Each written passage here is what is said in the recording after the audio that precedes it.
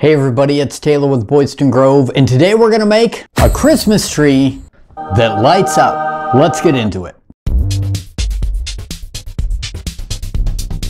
Now I know what I said in last week's video. I swear, if I see one more video on these trees this year, but this tree is gonna be a little bit different. He's taking it to a whole other level.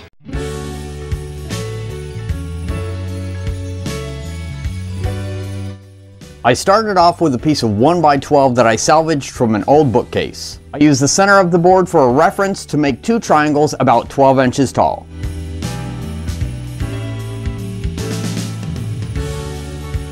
This made figuring out the angles a little tricky, so if I make more of these, I'll pick a common angle like 30 degrees.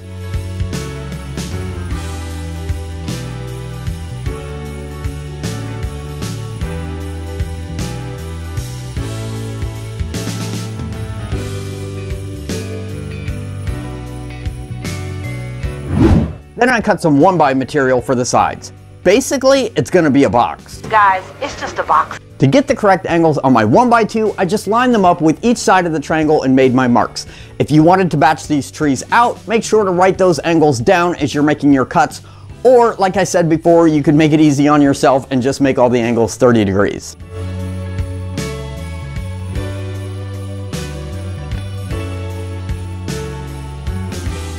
I also cut an extra piece for the base and decided to make it a little wider than the tree, just my personal preference. I decided to cover one of the triangles with blue tape to try to prevent blowout since I would be drilling it full of holes, but it really didn't work since these are the same bits that I use every day at work, so they were kind of dull. I made sure to use a couple different sizes of bits so the holes would be different sizes on the front of the tree.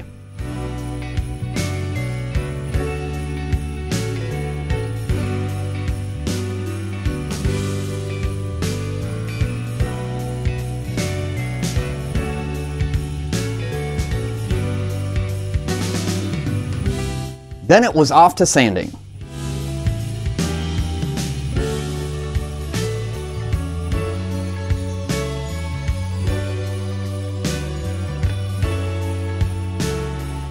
Now let's pause right here for a minute. Right around this time is when I was attaching the sides onto the tree and my phone died. So while I was waiting for it to charge, I decided to do another dry fit with the lights inside the tree to see how much light was coming through the holes, and I really wasn't happy with the result. So I decided to use a countersink bit to wallow out the backside of each hole, hoping that would allow more light through.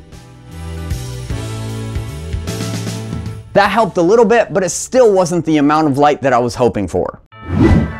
I have some aluminum tape from my regular day job that I use for AC ducting and use that to line the inside of what will be the back of the triangle, hoping it would help reflect the light. That guy's a genius. This seemed to help out a lot, so I continued the assembly with brad nails and glue.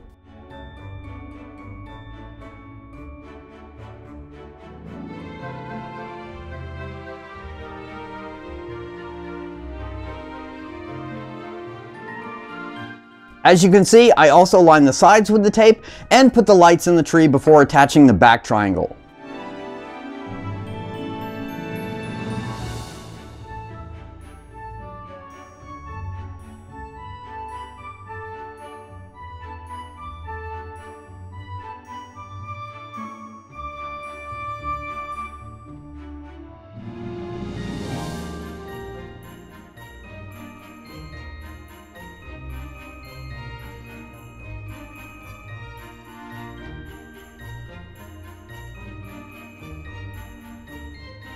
After a bit more sanding, I used my Burnzomatic Creators tool to lightly burn the outside. I'll leave a link to this tool in the description below.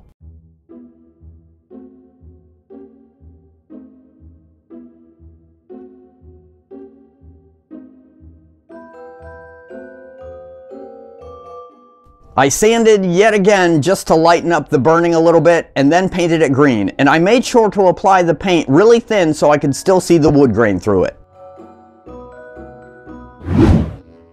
Then I applied a coat of polyurethane to seal it up, and this project is done.